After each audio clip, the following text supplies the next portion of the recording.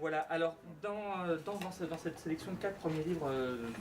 que tu parles, et puis après dans le catalogue, on se rend compte que finalement, par rapport à beaucoup d'éditeurs qu'on a pu recevoir qui font une petite ou moyenne édition indépendante ou pas, il y a toujours une part assez conséquente tout de même d'auteurs patrimoniaux, et ce qui n'est pas le cas de La Dernière Goutte, qui publie plutôt des contemporains, alors avec une exception dont tu vas peut-être pouvoir nous parler un peu, qui est Jacques Sternberg. Alors, ouais. Merci de l'avoir lu. Oui, alors, on a publié des auteurs contemporains, on continue, on a publié des auteurs, alors c'est pas des auteurs patrimoniaux, juste pour faire une petite parenthèse, on a publié des auteurs aussi, on se réserve de temps en temps la possibilité de faire une incursion dans le début du XXe siècle, parce que c'est une période qui nous intéresse beaucoup, notamment en Allemagne, parce qu'on a des auteurs allemands dans les années, on va dire 1900 à 1930, parce qu'après évidemment il y a eu quelques petits problèmes. Donc dans cette période-là, on a vraiment des auteurs allemands qui nous intéressent beaucoup, et le premier auteur qu'on a publié, dans les quatre premiers livres qu'on a publiés, le premier auteur allemand, c'était Jacob Elias Poritsky, et c'est un auteur vraiment qui nous tient à cœur. C'est une digression, hein, tu m'arrêtes. Hein. C'est un auteur qui nous tient vraiment à cœur, parce que d'abord, c'est une rencontre qui s'est faite par hasard, en fait. Nathalie, ma camarade qui s'occupe de la maison d'édition avec moi, donnait des cours dans un contexte particulier, en prépa, et elle préparait donc d'école, et elle tombait sur un texte de Otto Rank, le psychanalyste, qui parlait donc de ses lectures, et qui, dans une note de bas de page dans son ouvrage Don Juan et le double, parlait de Jacob Elias Poritsky.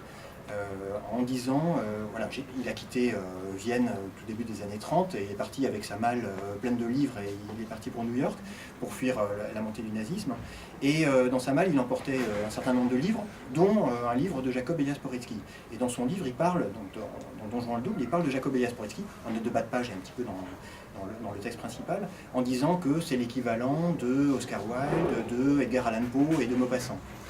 Et donc, voilà, on se dit, tiens, c'est bizarre, on n'a jamais entendu parler de... Évidemment, on n'a pas non plus une science aussi vaste que ça, mais on n'a jamais entendu parler de Jacob Elias Poritsky. Il est en note de bas de page, ben, on va voir un petit peu ce que c'est.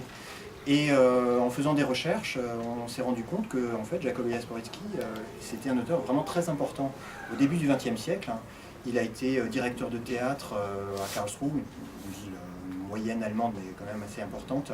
du point de vue culturel. Il a été un des directeurs littéraires d'une grande maison d'édition de théâtre qui s'appelle Drei Masken à Berlin, qui a été démantelée par les nazis par la suite. Et voilà, puis on a fait des recherches dans les catalogues des bibliothèques, et on a vu qu'il n'y avait plus grand-chose.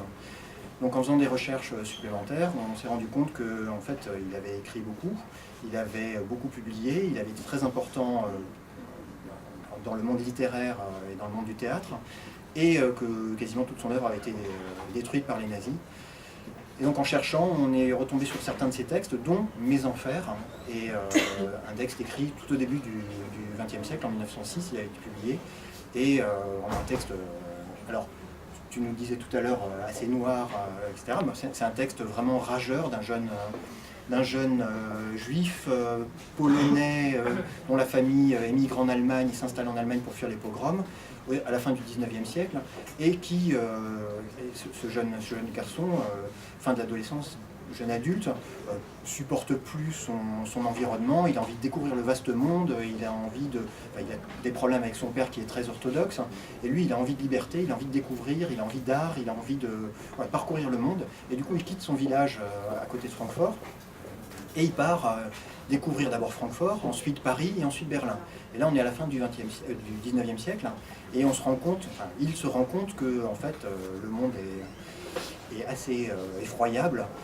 c'est très très noir, la misère règne partout, il y a des différences économiques entre les riches et les pauvres assez abominables, et ce qui le sauve en fait, c'est qu'il est extrêmement rageur, il a une pugnacité assez incroyable, et du coup il va s'en sortir comme ça, et il questionne en permanence l'absence en fait de transcendance dans le monde et l'absence de Dieu. Et il va comme ça parcourir Paris, il va va dans les bas-fonds, il va dans les salles d'anatomie, il va chez les prostituées, il regarde le beau monde qui s'empiffre dans des restaurants alors que les pauvres à côté sont en train de mourir de faim. Et pareil à Berlin, et ça donne un livre vraiment très acide, très rageur.